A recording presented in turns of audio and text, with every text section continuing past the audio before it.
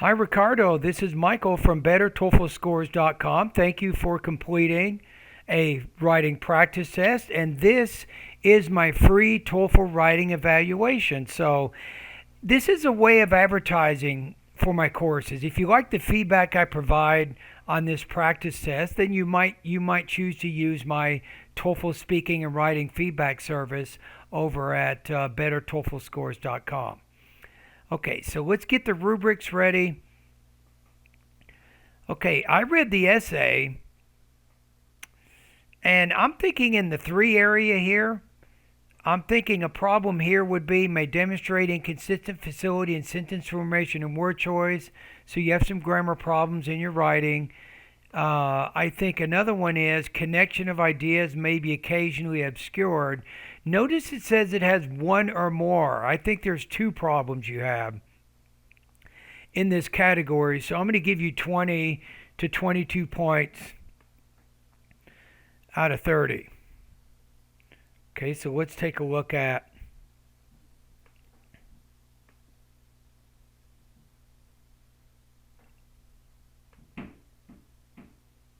here. Hold on a minute. Okay, sorry about that. Okay, so this is what you said in your email. I wrote this in 36 minutes, 6 minutes above the limit. The reason was I got confused when checking how much time I had available, so I was able to write more words than I'm normally capable of. So you'll probably score even lower than the score that I gave you. So maybe 18 to 19 points out of 30. I think I gave you 20 to 22, right? So do you agree or disagree with the following statement? Teachers should be paid according to how much their students learn. Give specific reasons and examples to support your opinion. Okay, now the question is, how do you think ETS's E-Rater, how will E-Rater react? ETS's artificial scoring engine, what will E-Rater think of the writing? So I'm going to see what Microsoft thinks of it, and then we can probably draw some firm conclusions about what E-Rater might think about it. Okay? So your Flesch Kincaid grade level is 9.7 according to Microsoft.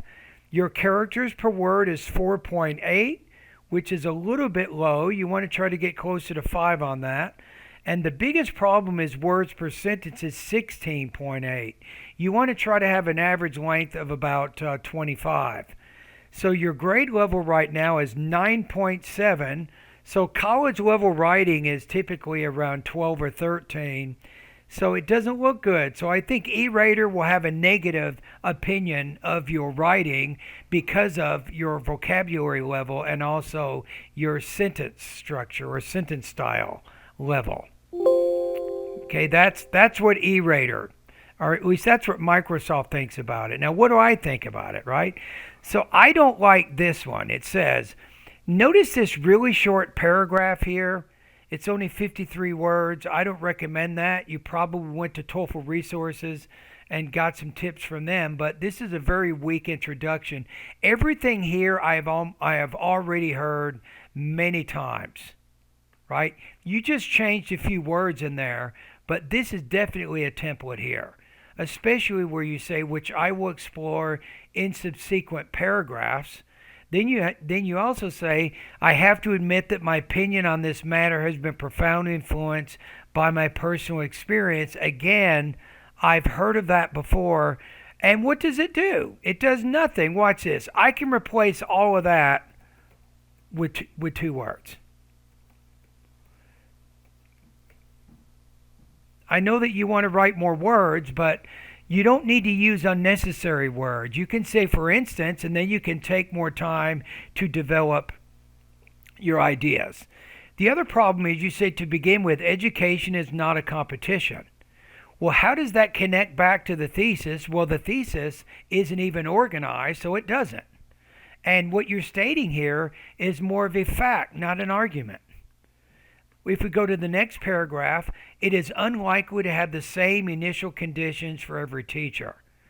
So the problem is, I'm looking over here, and it says here, connection of ideas may be occasionally obscured. Everything is obscured here. You don't have a specifically framed thesis, and your topic sentences sound more like facts and not arguments, what are you doing, right? I don't get it. You don't have a clear pattern of organization because you need a more clearly focused thesis and topic sentences. So that's really the issue right there.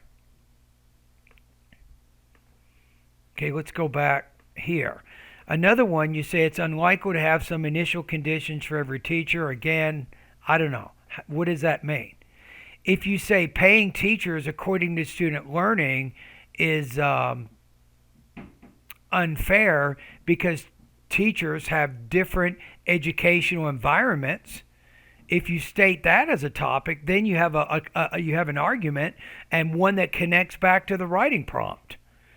Okay, so in addition to having problems with your structure, you also have some problems with grammar, and I cannot correct all the errors in the writing.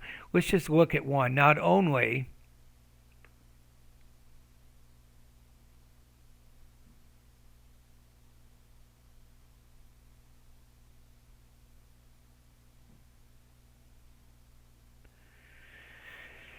I would say not only you have to use subject, verb, and version. Not only were, you could say not only were we students, you can say we students, believe it or not.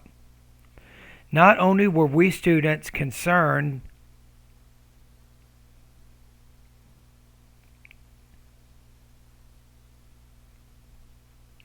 we have to get rid of this other auxiliary verb. Not only were we students concerned about this, the academic staff,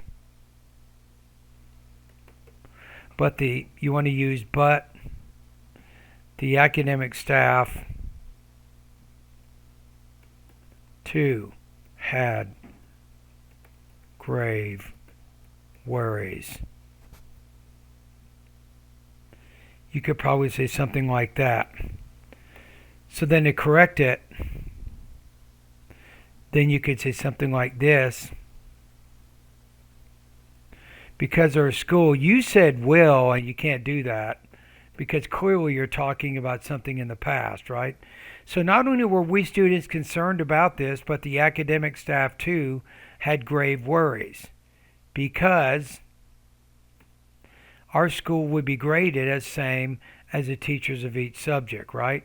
So that would be making some changes to at least one of the sentences in the essay. Okay, so I think based on what I'm seeing, I'm going to put you at 20 to 22 points on the writing section of the TOEFL exam. That's where I put you right now. And I have a writing bootcamp course. If you go over to onlinetoeflcourse.com, a TOEFL writing bootcamp course. However, I think your writing is a little too weak. You're not ready for that yet. You got a few language use issues, some things that you need to solve first before you'd be ready for a course like that. So I'm guessing if you want to talk to me a little bit, you can come by my office. I can recommend a specific service that I think will help you with your TOEFL target score and target subtotal score. So just drop by my office during my virtual office hours. I do need to know one thing. What is your current TOEFL score or practice test score? And what are your current subtotal scores in the reading, listening, speaking, and writing? Once I know that, then I'm going to ask you, what's your target score? What would make you happy?